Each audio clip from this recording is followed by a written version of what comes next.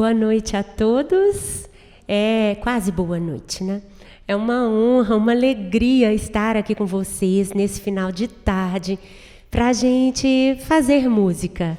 É muito bom nós, músicos, termos a oportunidade de fazer música e também de ouvir música. A gente sabe que quando ouvimos música, nosso cérebro fica todo colorido, como se fogos de artifício estivessem acontecendo dentro dele, dentro da nossa cabeça. Então, é como se a gente estivesse participando de uma festa.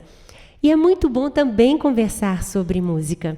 E hoje eu e a Miriam é uma grande amiga, uma colega, parceira, professora na Universidade do Estado, na UENG. Nós vamos falar para vocês um pouquinho sobre música de câmara. Todos nós, em algum momento da nossa vida, vamos fazer música de câmara. Todo mundo aqui é instrumentista? Então eu tenho certeza que você já vivenciou essa experiência, né? E vou passar para a Miriam para ela se apresentar para vocês e vamos entrar no assunto. Boa noite, gente. Muito obrigada, viu, Luciana, pelo convite. E estamos muito felizes de poder estar aqui e falar um pouquinho sobre o trabalho de música de câmara, que é um trabalho que, desde que eu me formei, eu tenho desenvolvido, tenho buscado, e sempre assim com diversas formações, às vezes com duo, com trios, agora com piano a 4 mãos, com canto, corda, sopro. É sempre uma alegria muito grande. Eu estava conversando aqui no início que a questão da música de câmara, já falando um pouquinho, o gostoso é poder ensaiar. Gente, como é gostoso ensaiar! Às vezes, assim, é até mais gostoso do que da hora de tocar mesmo, porque quando a gente está ensaiando, você vai trocando ideias, você toca e você, não, isso aqui não está bom, e aí você conversa com o colega te escuta, você divide opiniões. Então, assim, é muito gostoso, é muito prazeroso fazer música de câmara. E eu sempre falo isso com meus alunos, eu sempre aconselho fazer música de câmara desde o início. Você não precisa estar num nível adiantado ou assim, expert no instrumento para poder fazer música de câmara. Você deve começar a fazer música de câmara desde sempre, desde o início. Assim que você começar a aprender música, já começar a fazer um pouquinho de música de câmara. É isso mesmo, desde sempre. É importante porque a gente desenvolve a nossa percepção musical, né, Miriam? A gente consegue escutar a música, não só a nossa parte, mas também a parte que o outro colega está fazendo, e com isso a gente aguça o nosso fazer musical, entendendo quais são os momentos em que eu sou a protagonista ou que eu sou a coadjuvante. E a gente vai entrar em alguns assuntos que são até um pouco engraçados, mas necessários. Vamos falar um pouquinho, Miriam, sobre a química, para poder fazer música de câmara. Por que tem que ter química, hein? Tem que ter química com todos os instrumentos, mas no piano acho que principalmente, porque você divide aquele teclado, divide o instrumento, e você fica tão sentadinho do lado do outro que você tem que ter uma predisposição, né, assim, de uma amizade, para poder ouvir o que o outro vai falar, né, estar atento. Então a gente tem que ter essa parceria, porque se você quiser às vezes estudar ou tocar com uma pessoa que você não consiga lidar muito bem com ela, como é que vai ser? Como é que na hora que ele virar para você e falar assim, toca mais piano, por favor, um pouquinho aqui, aí você já vira para o outro assim, por acaso você não está gostando do que eu estou fazendo? Né? Então, assim, já cria um clima. Por acaso eu estou tocando mal assim? Né? Então, assim, você tem que ter essa liberdade para chegar e falar com a pessoa, fulano, colega, aqui, ó, esse trechinho aqui, eu acho que melhor eu fazer essa nota, deveria ficar mais em realce do que essa. E, por acaso, essa nota é minha. Então, assim, a gente ter essa cumplicidade, né? Para quê? Para fazer a música melhor possível. E ainda mais quando a gente está realmente dividindo o instrumento, ainda você tem que ter uma liberdade tão grande, Porque muitas vezes, a gente sabe, né, tem pessoas que olham o pianista tocando e falam, ai, toca tão levinho, né? Na verdade, tem muita energia e tem muita força. E, às vezes, essa energia e essa força, esse dedinho forte vai em cima do dedinho do colega. Então, assim, está preparado, às vezes, para ganhar uma unhada, né? E levar isso numa boa, estar tranquilo. E muitas vezes o programa, quando ele é escrito, a partitura, quando ela é escrita, as mãos precisam se adaptar muito bem. Então, tem momentos que nós duas, nesse repertório, por exemplo, nós precisamos adequar as mãos, posição da mão. Porque tem uma hora que, literalmente, a Miriam toca sobre a minha mão, tem hora que eu, literalmente, toco sob a mão da Miriam. E isso tem que estar escrito e decidido, para que não haja aquele choque de mão e fale notas. Ou, muitas vezes, um dó que ela está tocando e eu vou tocar em seguida esse dó, ela precisa de tirar a mão rapidamente para que eu possa tocar essa nota e para que a nota não possa falhar. Então, gostaria de trazer um exemplo, né, Miriam, da valsa. Vamos?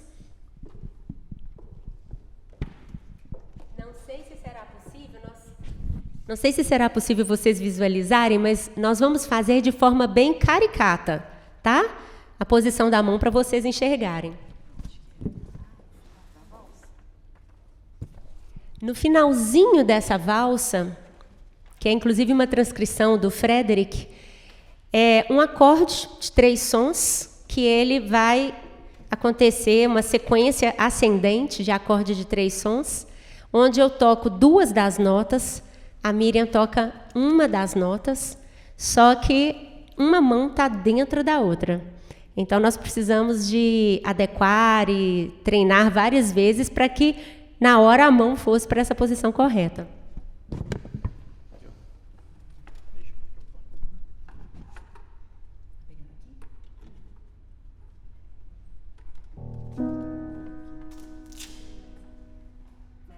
Vamos fazer mais lento para vocês observarem.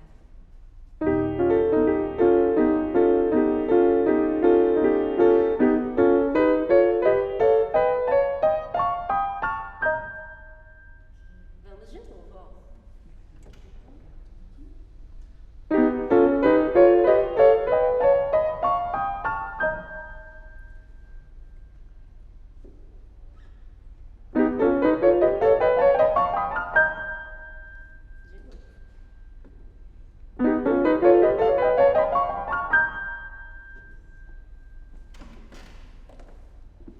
E então é um desafio.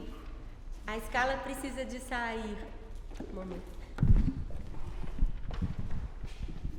É um desafio, porque essa escala precisa sair limpinha, ela é em staccato, numa região do piano muito clara e sem a utilização do pedal. E a mão tem que estar bem posicionada, então realmente é preciso muito o quê? De ensaios. Os ensaios são importantes, né, Miriam? A constância. Os ensaios são imprescindíveis, né? A gente tem que estar sempre ensaiando, porque a gente faz uma leitura separada, ela faz a leitura da parte dela, eu faço a leitura da minha parte, e depois, durante os ensaios, é que a gente coordena, né? Todos esses detalhes. Como é que é? Fala para eles como que é chegar no ensaio sem estar preparado. Não, chegar no ensaio sem estar preparado não tem condição. Isso é para qualquer instrumento, qualquer formação camerística.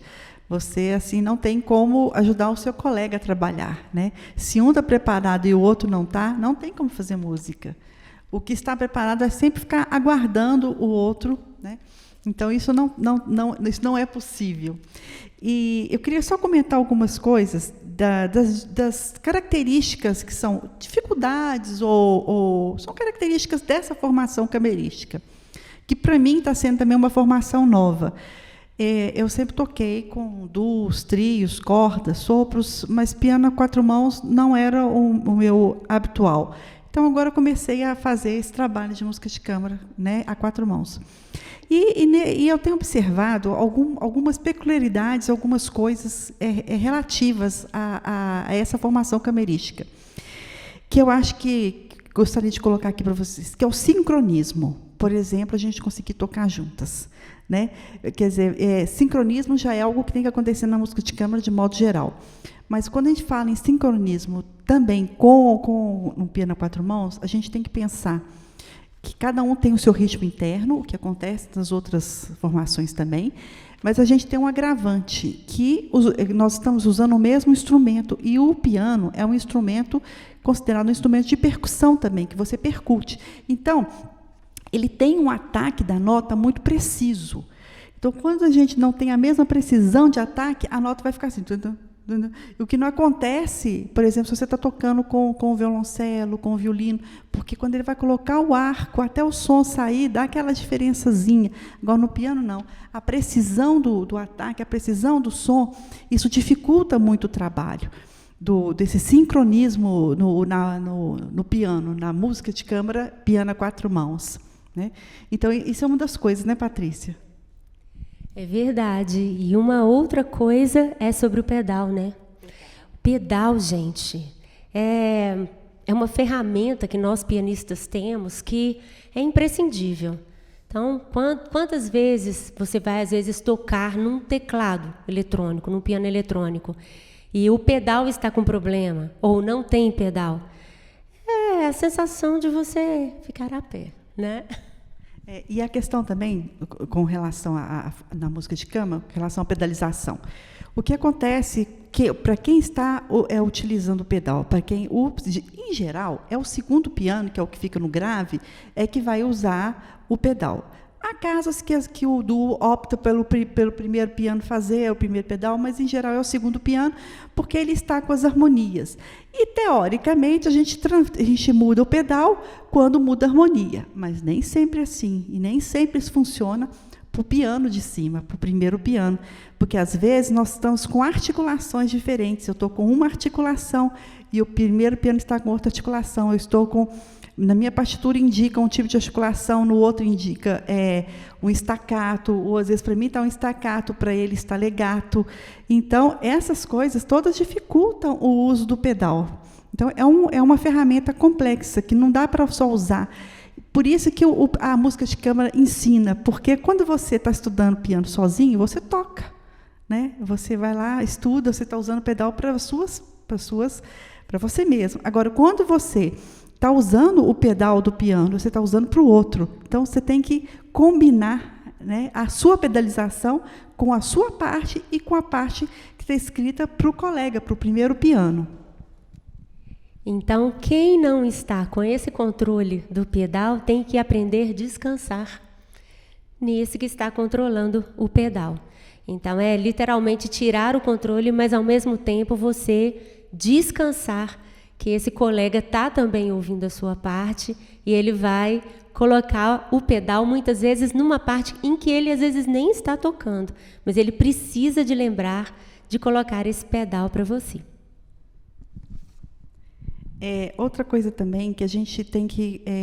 toques diferentes, às vezes, igual eu comentei aqui, um está pedindo staccato, outro está pedindo legato, ou o próprio, a gente tem concepção pianística de um e de outro. Eu estou com uma concepção de um toque mais curto, ela está com uma concepção de um toque um pouco mais longo. Então, a gente tem que acertar esses toques. Não pode, se uma faz de um jeito, outra faz de outro, a música de câmara vai sair em prejuízo.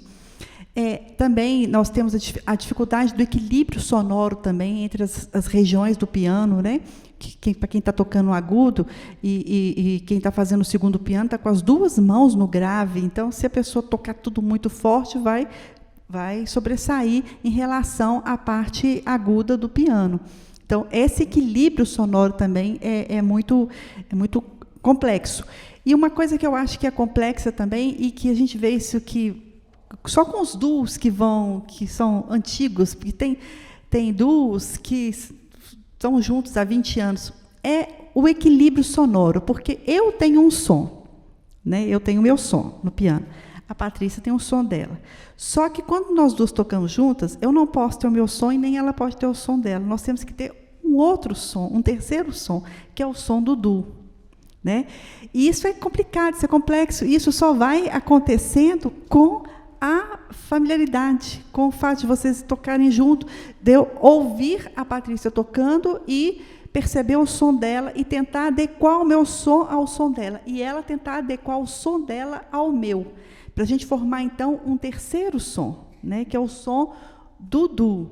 Né? Isso tudo, gente, é muito interessante na música de câmara como geral. Eu estou falando no caso do quatro mãos, mas quando você às vezes está tocando com o violino, com o cello, né, com outros instrumentos, apesar de serem instrumentos diferentes, você tem que ter um som único, né, do grupo. Mas no piano isso é complicado porque nós estamos tocando no mesmo instrumento. Outra coisa também que eu queria levantar aqui é o fato, por exemplo, da gente estar tocando, nós duas somos pianistas e conhecemos bem tecnicamente um instrumento. O que eu quero dizer com isso? Que eu tenho que ter uma certa delicadeza, às vezes, em falar com a Patrícia as coisas, porque ela também é pianista. Coisas que, às vezes, a gente, por exemplo, você está tocando com outro instrumento, você fala assim, mas o cello vira para você e fala assim, faz isso. Meu instrumento não dá, não faz isto. Aí, no meu instrumento não é possível fazer isso. E quando a gente está tocando dois pianos, eu falo assim, Patrícia, faz isso. Eu sei que o piano pode fazer isso. Né? Então, é esse tipo de relação. Por isso que é importante essa química, essa amizade, essa sintonia. Você tem que, de fato, enxergar que o seu parceiro é seu amigo, né? E está ali contribuindo para que aquela música saia muito bem. E gostaria de saber se podemos entrar no nosso assunto do Frederic. Agora é com você. Tá, conosco. Eu e a Miriam fomos alunas do Frederic Meinders. Tivemos essa graça, né, Miriam?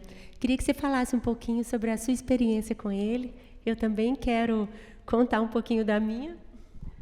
A minha experiência com ele foi até rápida, mas foi muito boa, porque o Frederic deu aula aqui na UFMG, e eu cheguei, ele dava aula de uma disciplina que eram concertos para pianos, e eu fiz algumas aulas com ele aqui. E o Frederic é um grande pianista, e foi muito importante, uma pessoa que toca tudo, né, Patrícia? A minha experiência foi assim, eu me matriculei nessa disciplina, concertos para orquestra. Eu me lembro que, na época, eu estava estudando o concerto número 2 do Rachmaninoff, e eu pensei, nossa, não posso perder essa oportunidade. E a aula foi marcada, e eu fui, e eu estava junto com a Flávia Botelho, que estava tocando um concerto para Beethoven, estava também junto com o professor Adalmário, que é nosso colega aqui na escola, ele estava tocando um Brahms. Nós três chegamos para fazer essa aula com o Frederic, e quando a porta abriu, aquele senhor muito simpático, falando um português relativamente bem, né? E nos convidou para entrar e perguntou o que cada um de nós estava tocando, e cada um falou. E ele falou, então vamos tocar. Os três falaram assim, desculpa, professora, a gente não sabia que nessa aula a gente iria tocar. Então, nós nem trouxemos a partitura. E ele falou assim, não, mas vocês tocam? O concerto está na memória? Sim, professor, está na memória. Ele, não problema, eu faço o segundo piano. Vá, Patrícia, senta, toca Rachmaninoff, eu faço o segundo piano. Aí eu falei assim, vai tocar 90 páginas, 40 minutos, a parte da orquestra de cor? Ele tocou as 90 páginas, 40 minutos de cor, perfeito. E depois sentou e foi falando, Patrícia, aqui acho que você precisa fazer assim, tocou a minha parte.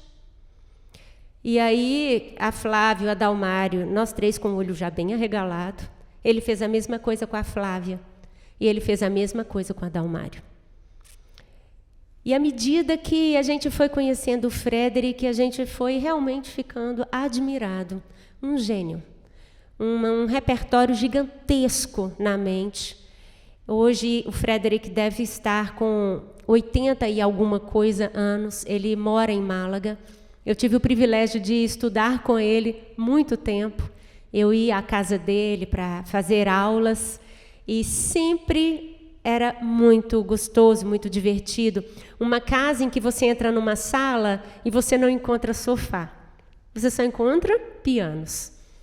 Então, eu era apaixonada pelo Rachmaninoff e ele falava, Patrícia, vem aqui em casa tocar, porque tem o piano do Rachmaninoff. Ele tinha um piano que pertenceu ao Rachmaninoff, pianista do início do século XX. Ele tinha esse piano.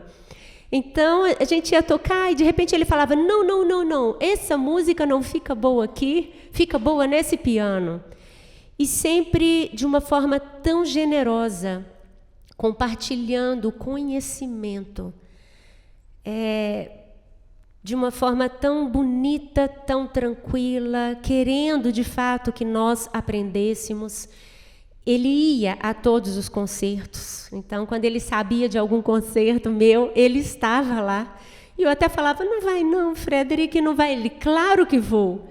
E ele sempre ia com aquela graça e falava, isso você tocou muito bem, isso ainda não está muito bom, com muita sinceridade. E paralelo a esse amor que ele tinha à docência, ele deu aula para muitos alunos aqui em Belo Horizonte, depois ele foi para a Europa, muitos alunos que foram para a Europa ainda iam se encontrar com o Frederic em Málaga para estudar com ele.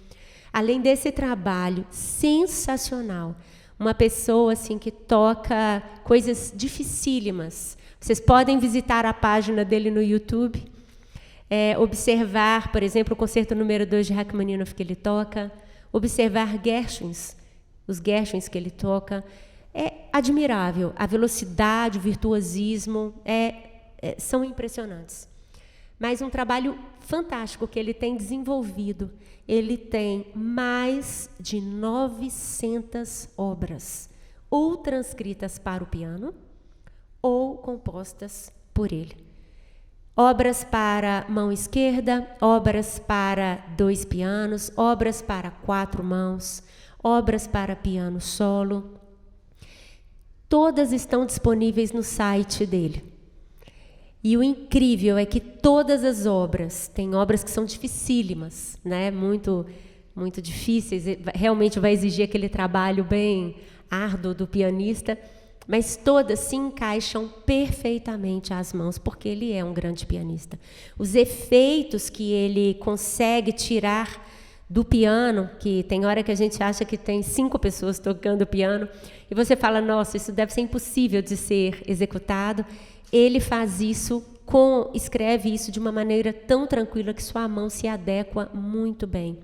E todo esse material está disponível para pesquisa, inclusive, tem muita coisa manuscrita, porque para ele é muito difícil trabalhar no computador, ele faz tudo manuscrito e várias pessoas editam as suas obras. E então, é um profissional, é um compositor, é um grande transcritor que tem uma bagagem muito grande de informação, de conhecimento da linguagem para o piano. Ele conhece muito bem a linguagem dos compositores para piano, profundamente, e é um profissional que merece ser pesquisado, merece ser escutado, e merece ser divulgado. E hoje, no nosso concerto, nós vamos trazer 3 transcrições dele e uma obra dele para que vocês possam conhecer. Ok, Miriam? Falamos tudo? Sim, né? Então, agradeço, muito obrigada a presença de todos. Vamos ter agora um pequeno intervalo e vamos começar o nosso concerto.